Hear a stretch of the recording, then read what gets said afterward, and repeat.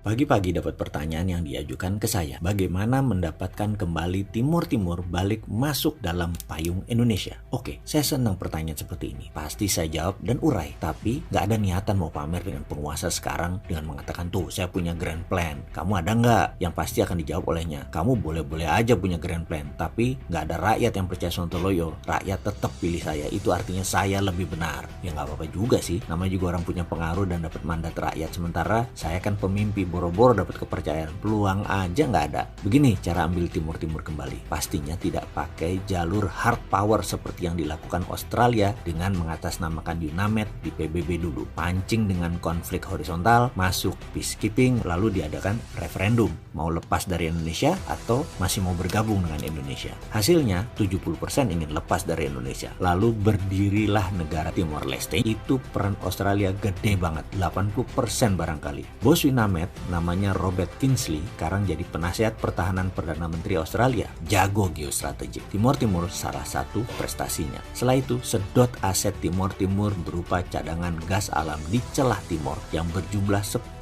triliun kubik feet. Biaya operasional ambil Timor Timur lewat. Untung besar itu Australia. Strategi pengambilan Timor Timur tidak menimbulkan gejolak politik dan gejolak keamanan di kawasan ASEAN. Sama seperti Crimea yang diambil Rusia baru-baru ini. Itu juga yang diskenario-kan kalau pemerintah Indonesia tetap ngotot ganggu pendapatan McMoran dari Freeport, maka Amerika pinjam tangan dengan menciptakan konflik horizontal di Papua. Lalu peacekeeping masuk dari PBB, kemudian referendum, mau merdeka atau tetap dengan Indonesia. Wih, pastilah pengen merdeka. Untung saja ternyata ambilnya saham Freeport tersebut tidak membuat McMoran rugi, malah Indonesia yang bisa rugi. Jadi skenario caplok Papua nggak jadi. Saya juga heran dengan ide ambil saham Freeport. Kenapa nggak naikin pendapatan negara dengan cara lain? Kenapa tidak bagi hasil finish produknya? Minta bagian dari emasnya. Jadi kita Indonesia bisa printing money, cetak duit. Sudahlah, ide saya pasti geblek dan sontoloyo. Pasti nggak ada yang percaya. Tapi akan nyerah nggak memberi ide untuk negara? Ya enggak lah. Kita balik ambil Timor Timur saja deh. Gimana caranya? Pertama, kita mengatakan kepada Timor Leste, wahai Timor Leste, kamu buat proyek, project creation, dan ini ada uangnya. Setelah proyek diciptakan, kita Indonesia menyiapkan pendanaan, pakai pinjaman tentunya. Kita harus untung dari cost of fund. Jangan terlalu tinggi, nanti mencekik. Jangan terlalu rendah, nanti Timor Leste-nya profit. Bikin Timor Leste jangan hidup tapi jangan mati. Itu prinsipnya. Lalu, proyek itu harus dapat sovereign garanti atau jaminan negara. Jaminan B2B, business to business, nggak bisa ngikat APBN Timor Timur. Boleh semi sovereign garansi, yaitu pakai BUMN Timor Timur. Karena BUMN kan punya negara. Kalau default, gagal bayar, ambil jaminan negaranya. Pokoknya jangan swasta Timor Timur aja yang punya proyek. Jadi pihak Indonesia akan menyiapkan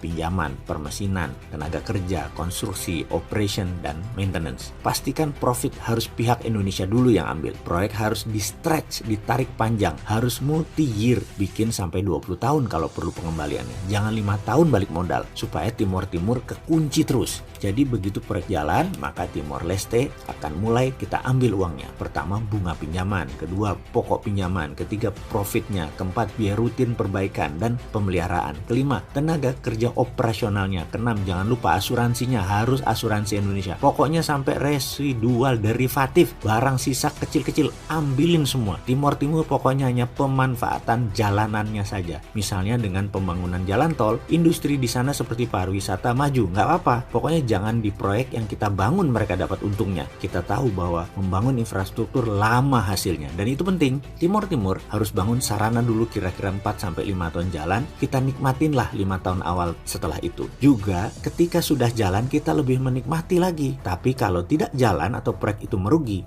ini enak. Kita ambil. Enaknya karena kita sudah balik modal dalam 5 tahun. Proyek dibikin nyicil multi-year sampai 20 tahun kalau perlu Timor Timur nyicilnya. Project creation tersebut kita idekan terus-menerus ke Timor Timur sebanyak-banyaknya sampai yang nggak perlu-perlu. Seperti punya 2 bandara internasional, bangun terminal, bangun 3 pelabuhan, bangun jembatan ke daerah yang sepi penduduk kalau perlu. Pindahin ibu kota juga kalau perlu. Bawa pejabatnya, lihat LRT dan MRT di Indonesia biar terpukau. Lihatkan pabrik penghasil gerbong kereta kita. Buatkan rel kereta keliling Timor Leste. Semua dibangun aja dan itu versi pertama untuk pasang kaki. Ada versi kedua membuat lebih cepat lagi kuku Indonesia menancap di Timor Timur. Lebih dahsyat lagi strategi. Minat untuk tahu? Sebenarnya nggak usah dikasih tahu sih, pasti tahu. Kita coba merenung apa yang terjadi di Indonesia.